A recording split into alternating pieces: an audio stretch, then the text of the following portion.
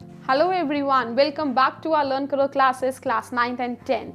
I am your master teacher of social science, Ananya ma'am. So today we are again here with the part 4th of the chapter political parties. We were doing it. Clear? So now we'll be continuing the chapter further and taking the topic further, that is very important, challenges to political parties. बहुत important topic है बच्चा, and 5 marks question will be there. मतलब होता है generally, बहुत important, पता है boards को ना ये क्वेश्चन बहुत अच्छा लगता है actually. What are the challenges to political parties? Challenges क्या हैं? चैलेंजेस मतलब अगर हम कहें तो कमियां क्या है पॉलिटिकल पार्टीज में.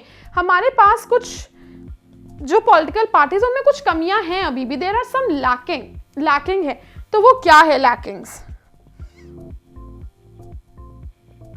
सी, lack of internal democracy.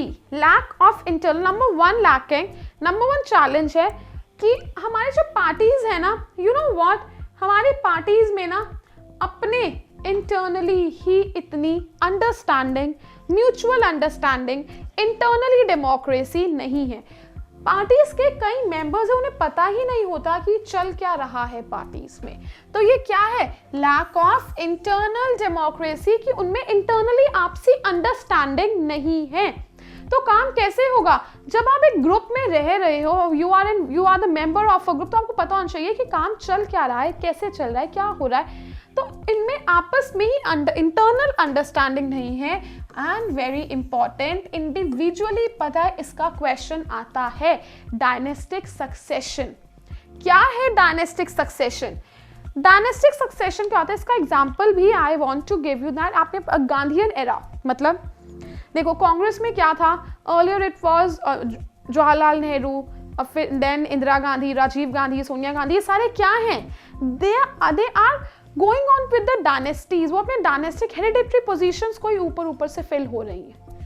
जो नीचे मेंबर्स हैं, the one those who are working, those who are actually working for the party, उनको तो ऊपर पोजीशंस मिल ही नहीं पा रही है. मिल रही है उन्हें पोजीशन? नहीं, वो तो उसी जगह पर, उसी लेवल पर ही है as they were back in 10 years. वो वहीं पर ही है. तो ये सब कुछ क्या है? ये ना डायनेस्टिक सक्सेशन की वजह से हो रहा है. तो dynastic succession is there, is the very important lacking जो खत्म होनी चाहिए, ताकि जो लोअर लेवल लीडर्स हैं उन्हें भी तो मौका मिले ऊपर आने का. Next is money and muscle power. बहुत सारी पार्टीज ऐसी हैं जो किन्हें नॉमिनेट करती हैं, जिनके पास पैसा होता है, जो सुपीरियर है, जिनके पास जो पता है कि हाँ ये हमारी पार्टी में आके मनी लगा सकते हैं, पैसा लगा सकते हैं, और जिससे हमारी पार्टी डेवलप होगी. कैंपेनिंग के लिए हमें फंड्स मिलेंगे, स्पॉन्सर्स मिलेंगे. तो ये सब कुछ क्या है? Money and muscle power. भाई बहुत ज़्यादा खराब हुआ पड़ा है मनी एंड मसल पावर का जो मसला है, जो सिस्टम है, because parties are now becoming greedy. Parties जो वो ग्रीडी हो रही हैं. किसके लिए? एक्चुअली में some of the parties are there, they are not working for the welfare of our country. They are just working कि मनी की वजह से, कि हमें पैसा आ जाएगा, मनी आ जाएगा, कैपिटल आ जाएगी. They are just working with the scenario taking in their mind. वो इस सिनेरियो के साथ हैं कि हमें पैसा चाहिए. ठीक है. उसके बाद हमारे पास आते हैं जो लास्ट एक चैलेंज है, डू नॉट ऑफर एक्चुअली में political party the meaningful choice. अगर हम इसे वोट दें तो क्यों दें? अगर हम सेकंड पार्टी को वोट दें तो वाई? हमारे पास एक अच्छी चॉइस नहीं है. So these are the lacking. Important है नंबर 1 कि इंटरनल डेमोक्रेसी नहीं है पार्टीज में, आपस में ही they are not very good in a mutual understanding. Second, dynastic succession बहुत ज़्यादा है. जो लोअर लेवल लीडर्स है उन्हें अब ऊपर आने का, अपग्रेड होने का मौका ही नहीं मिल रहा है, though they are working very hard. Money and muscle power तो बहुत ज़्यादा है. इसी की वजह से देयर आर सम क्रिमिनल्स जो हैं वो पार्टी में आ रहे हैं, गवर्नमेंट में आ रहे हैं, बिकॉज सिर्फ इस वजह से कि वो आएंगे और पैसा लगा देंगे पार्टीज में कैंपेनिंग के लिए and many other things. Do not offer. तो एक्चुअली में इन सब चीज़ों की वजह से हमें एक गुड चॉइस जो होती है, मीनिंगफुल चॉइस नहीं मिल पा रही है. Clear? So these were the challenges to political parties.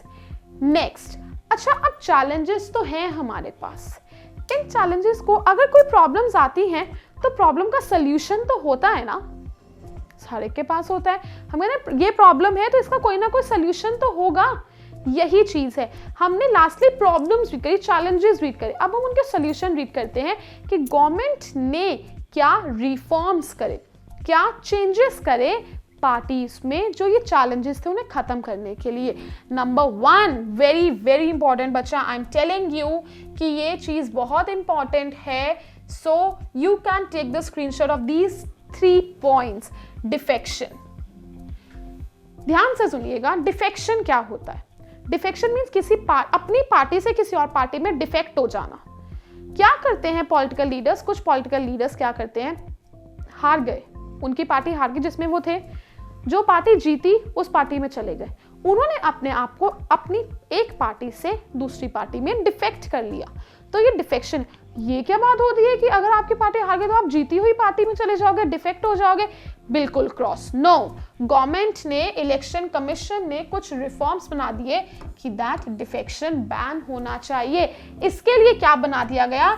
Anti defection law, anti defection act बना दिया गया कि that no one is allowed to change the party, कि कोई पार्टी इलेक्शंस के बाद चेंज नहीं कर सकता है। तो एंटी डिफेक्शन, एंटी बिल्कुल बैन कर दिया गया डिफेक्शन को। एफिडेविट, अच्छा एफिडेविट क्या होता है? Affidavit means something, the written proof of something, ठीक है, रिटन प्रूफ ऑफ समथिंग। मेरे पास अगर I have to fill some form और आई हैव टू मुझे कुछ लोन लेना है तो उसके लिए ना मुझे रिटन प्रूफ देना पड़ता है। हमें रिटन में कुछ अग्रीमेंट्स करने पड़ते हैं, रिटन में प्रूफ देना पड़ता है कि आपके पास कितनी प्रॉपर्टी है, मतलब हर एक चीज़ का written proof, that is affidavit. Property का बन सकता है, असेट्स का बनता है, लाइबिलिटीज का बनता है। आप ये भी हमें लिख के दो कि आपके ऊपर कोई क्रिमिनल केस तो नहीं चल रहा है, दैट इज एफिडेविट।